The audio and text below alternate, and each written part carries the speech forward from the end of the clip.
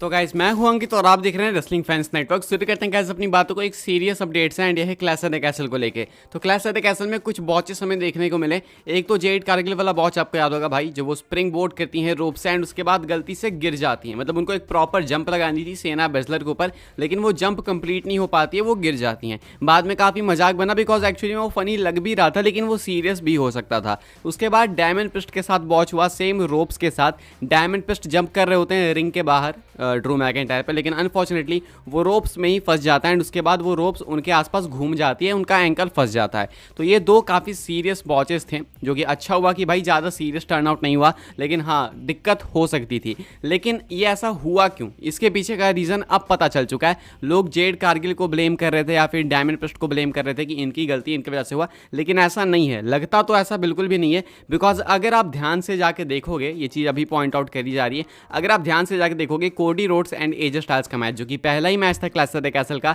Start ही हो रहा था उससे।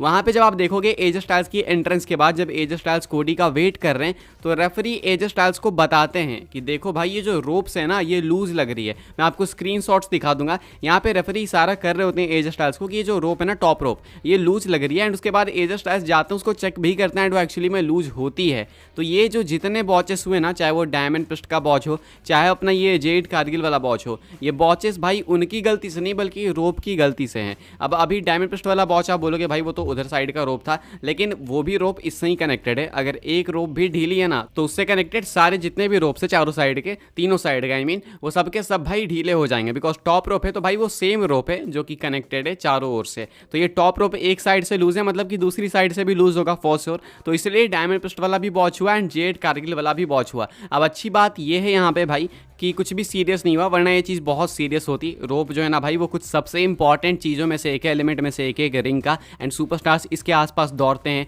इससे पेस जनरेट करते हैं, इसको पकड़ के कूदते हैं, छलांग लगाते हैं, कुछ मेन एलिमेंट्स में से एक है। एंड यही इन्होंने वीक बनाया था। अब ये कहीं ना कहीं रिंग बनाने वाली टीम की गलती है, उन्होंने कुछ मिस्टेक करा। हालांकि डब्ल्यूडब्ल्यूई ये चीज़ें यूजुअली नहीं करती, ये मिस्टेक्स ऐसे नहीं होते हैं भाई, बहुत मुश्किल से ही कभी कदार होता है। एंड अभी भाई क्लैश ऑफ द कैसल में ये चीज़ हुई थी, तो ये कभी कदार वाली चीज़ भाई डेंजरस भी हो सकती है। डब्ल्यूडब्ल्यूई को थोड़ा ध्यान रखना पड़ेगा आगे आने वाले टाइम से। अभी के हिसाब से जो रीज़न है वो रिवील हो चुका है। आगे बढ़ते हैं गाइस, बात करते हैं अगली स्टोरी के बारे में, जो कि चैट गेबल को लेके। तो चैट गेबल क्या स्टिल जीत सकते हैं भाई इंटर कॉन्टिनेंटल चैंपियनशिप? क्या ये स्टिल पॉसिबल है? चैट गेबल ने कल बहुत अच्छे मैच के अंदर सेमी ज़ेन को फेस करा। मैच के अंदर किसी चीज़ की कमी नहीं थी, रेसलिंग बहुत अच्छी भाई, साथ में स्टोरी टेलिंग बहुत अच्छी। चैट गेबल ने सताया बहुत ज़्यादा मैगजीन डुपरी एंड ओटिस को। एंड में ओटिस जाते हुए दिखते हैं मैगजीन के साथ, एंड शायद इनकी एक अलग ही रोमांटिक स्टोरी कंटिन्यू होगी, या फिर अगर नहीं भी होती है तो भी भाई ओटिस के साथ इन्वॉल्व होते आपको देखने को मिलेंगे। अब ये सारी चीज़ें चली भाई, लेकिन यहाँ पे एंडिंग पॉइंट ये था कि चैट गेबल फिर से हार गए, यानी कि उनको वापस अपॉर्चुनिटी मिली, फिर से हार गए।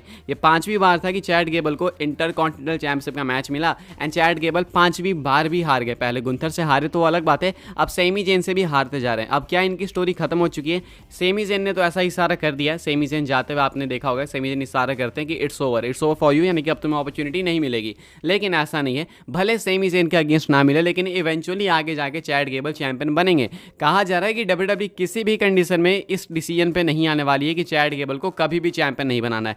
अभी भले चैट गेबल हील है, हो सकता है भाई कि वो ओटिस से फ्यूड करने के बाद या फिर 1-2 फ्यूड और देने के बाद धीरे धीरे वापस से बेबी फेस बने, बिकॉज वो बनेंगे। शुरुआती बेबी फेस थे, क्राउड उनको पसंद करती थी, अभी भी करती है। उनके हील वर्क से इसका मतलब ये नहीं है कि उनको हेट करने लगे लोग, हील वर्क को भी पसंद करते हैं, मतलब पसंद करते हैं। तो बेबी फेस बनेंगे तो पॉसिबिलिटी फिर से बनेगी कि वो इंटर कॉन्टिनेंटल चैंपियन बने, यानी कि होप्स अभी कंप्लीटली डेड नहीं हुई है। भले वो सेमी जेन से ना ले टाइटल, लेकिन किसी और से ले सकते हैं। अभी के हिसाब से होप्स नहीं खत्म हुई है। अगर आप एक चैट गेबल के फैन हो तो देन भाई आपको आगे टाइम में चैट गेबल चैंपियन बनते हुए देखेंगे। हालांकि लेट बहुत हो चुका है, I think perfect time still December ही था, लास्ट ईयर 2023 की बात कर रहा हूँ, जब वो गुंथर के साथ वहाँ पे फ्यूड कर रहे थे। तो मेरे अकॉर्डिंग तो परफेक्ट टाइम वही था, लेकिन उस टाइम से वो वेट ही कर रहे हैं बेचारे भाई चैट गेबल। जनवरी, फरवरी, मार्च, अप्रैल, मई, जून आ गया एंड अभी और टाइम लगेगा। खैर इवेंचुअली अगर टाइटल जीतेंगे तो सब्र का फल मीठा हो जाएगा। बाकी अभी के हिसाब से भाई यही कुछ अपडेट है। आगे बढ़ते हैं गाइस, बात करते हैं अगली स्टोरी के बारे में, जो कि फिनोमिनल वन एजे स्टाइल्स को लेके। क्या एजे स्टाइल्स डब्ल्यूडब्ल्यूई से एक शॉर्ट लीव ले सकते हैं? अब पहले ही बता दूं ये कोई अपडेट नहीं है गाइस, ये जो स्टोरी है वो प्योर स्पेकुलेशन है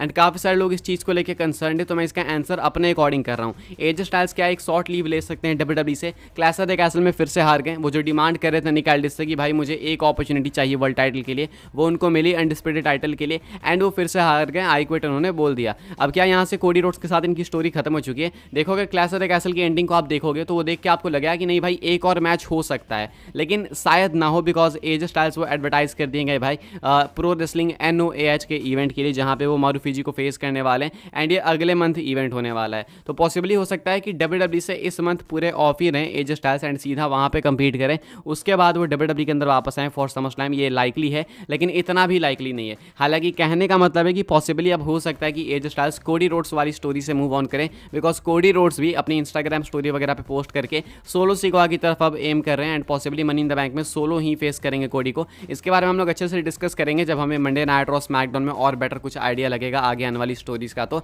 अभी के हिसाब से भाई ये कुछ अपडेट है कि पॉसिबली एज स्टाइल्स छोटा सा लीव ले सकते हैं, ये पॉसिबली, एंड मैं अपने अकॉर्डिंग बता रहा हूँ, श्योर नहीं हूँ मैं इस चीज़ को लेके, पॉसिबली चांसेस हैं, हो सकता है, वो मैं आपके साथ शेयर कर रहा हूँ। अब देखना है भाई कि एज स्टाइल्स के लिए आगे और कितनी चीज़ें बाकी हैं WWE में। चैंपियन वो बन नहीं रहे हैं तो पता नहीं और कितनी सिंगल फ्यूड उनके लिए बाकी है WWE के अंदर, और क्या क्या अकॉम्प्लिश करना बाकी है वो सब देखना होगा, कितने मार्को मैचेस है वो सब बाकी है। अभी के हिसाब से भाई एज स्टाइल्स को लेकर मैं आपको मैक्स टू मैक्स यही बता सकता हूँ। आगे बढ़ते हैं गाइस, बात करते हैं हम लोग अपनी नेक्स्ट एंड फाइनल स्टोरी के बारे में, जो कि अंकल हाउडी को लेकर, वाइट सिक्स फैक्शन को लेकर।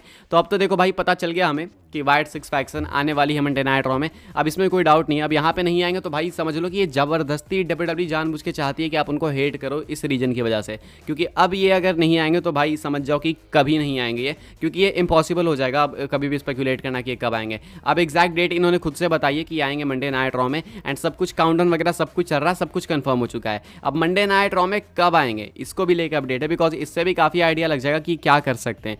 मंडे नाइट रॉ में पॉसिबली ये शो के बिगिनिंग में ही आने वाले हैं, यानी कि शो के स्टार्टिंग में ही आने वाले हैं। शो जैसे ही स्टार्ट होगा मंडे नाइट रॉ वहाँ पे ही आएंगे। कैसे आएंगे भाई, काउंटडाउन अगर आप जाके देखोगे ना तो वो काउंटडाउन सीधा एंड होता है सुबह 5:30 बजे इंडिया के अकॉर्डिंग ट्यूसडे को, सुबह 5:30 बजे, यानी कि मंडे नाइट रॉ जैसे ही स्टार्ट होगा वैसे ही ये अपीयर हो जाएंगे। अब ये काउंटडाउन वही आती है भाई, इनकी छोटी छोटी चीज़ें बहुत सोच समझ के की जाती है। एक एक QR कोड पे इन्होंने बहुत ध्यान दिया है, इवन QR कोड जो जिस वेबसाइट पे लेके जाता है उस वेबसाइट पे छोटे छोटे टेक्स्ट के अंदर भाई इन्होंने टीज डाल के रखा है। तो ये काउंटडाउन ऐसे ही नहीं कि बस चला दिया, तो एक्सपेक्टेड है कि मंडे नाइट रॉ को शुरू ही करेंगे ये लोग, यानी कि हो सकता है क्लैश ऑफ द कैसल के बाद एक नया चैप्टर हमें देखने को मिले, वाइट सिक्स अपीयर होते हुए दिखे शो के बिल्कुल स्टार्टिंग में। एंड अगर शो के स्टार्टिंग में आएंगे तो देन आई डोंट एक्सपेक्ट कि किसी को टारगेट करने वाले, हो सकता है कि शो के एंड होते होते कुछ कर दे, लेकिन शो के स्टार्टिंग में आई थिंक ये खुद को प्रॉपरली इंट्रोड्यूस करेंगे, प्रॉपर इनका अलग सेगमेंट होगा, स्केरी, खतरनाक सा, क्रिप्टिक सा, लेकिन मजेदार होगा। अभी के हिसाब से मैं आपको uncle howdy and white six को लेकर ये अपडेट बता सकता हूँ। अब ज़्यादा हमको देखो इसके ऊपर चर्चा करना नहीं है, कल भर हम लोग बात करेंगे इसकी, बिकॉज उसके बाद मंडे नाइट रॉ एंड उसके बाद ये वहाँ पे आ ही जाएंगे। फिलहाल गाइस इस वीडियो के लिए बस यही कुछ अपडेट्स थी।